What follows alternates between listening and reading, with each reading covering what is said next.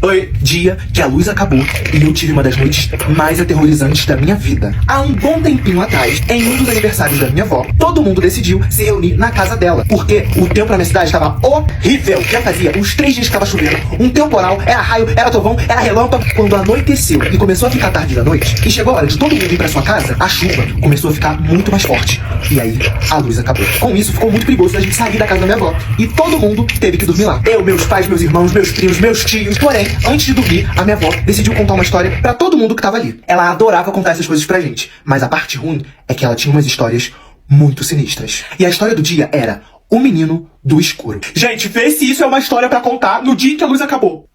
Não, cara, não. Eu tava com medo, mas eu amava as histórias da minha avó. Fazer o quê, né? E aí os adultos começaram a acender as velas, pra gente não ficar na escuridão. Todo mundo se reuniu na sala, a minha avó sentou na poltrona dela com a velhinha e começou a falar. Basicamente, ela contou sobre uma lenda de um menininho perdido, que ficava vigiando as pessoas de noite, mas que ninguém nunca tinha visto o rosto dele, porque ele só aparecia quando tava escuro. E a minha avó também disse que é por isso que os jovens tinham que dormir cedo, porque de acordo com ela, o menino do escuro adorava ficar vigiando as últimas pessoas da casa a dormir. Quando ela terminou de contar a história, gente, eu tava tão nervoso e com tanto medo que tinha uma poça aqui debaixo do meu braço, de tanto que eu tava suando. Mas era só mais uma história e tinha chegado a hora de dormir. Aí os adultos foram todos dormir nos quartos que tinham na casa e eu, meus irmãos e meus primos ficamos todos juntos na sala, junto com a minha avó, pra dormir lá. Tava tudo bem, tirando o fato de que tava sem luz. Não tinha nada pra fazer, a minha avó tinha deitado no sofá, virou pro lado e dormiu, apagou, e só tinha uma vela acesa lá na estante da sala. Uns minutos foram se passando e o pessoal começou a dormir, cair no sono. E eu tava assim, ó,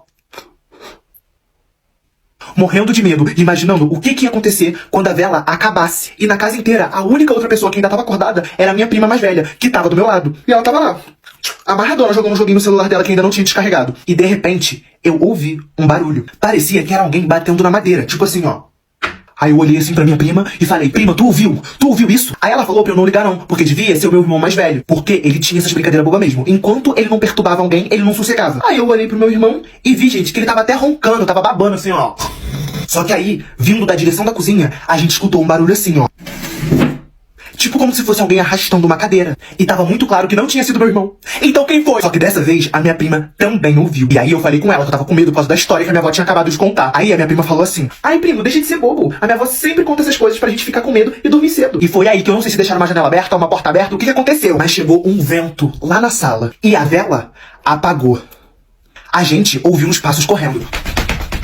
Na hora eu agarrei no braço da minha prima, porque ficou tudo escuro. Tava um silêncio. E a única luz que a gente tinha era do celularzinho que a minha prima tinha na época. Mas ele não tinha lanterna, então só dava pra iluminar pela tela. Aí ela ficou mirando assim, ó, a tela do celular, pra ver se ela via alguma coisa. Só que o que acontece quando você fica muito tempo com a tela assim, sem mexer nela? Isso mesmo, apaga.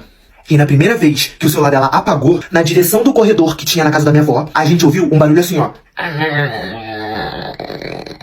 Parecia que era a porta do banheiro. Aí ela acendeu a tela do celular de novo e ela tava fingindo que não tava com medo, mandando me acalmar, falando que era só o vento. Mas eu sei que ela tava toda cagada também. E enquanto a gente tava lá, ó, no colchão paradinho assim, ó, iluminando as coisas com a tela do celular de novo, o banheiro ficava lá no final e a luz da tela não chegava muito bem lá. Mas lá naquele lugar meio escuro, deu pra ver direitinho o formato de uma criança que parecia um menino lá na porta do banheiro assim, ó, olhando pra gente. Quando eu vi, eu peguei a coberta e me cobri e me agarrei na minha prima. Aí ela falou assim, ai, credo, eu vou dormir. Fingindo que tava tudo bem.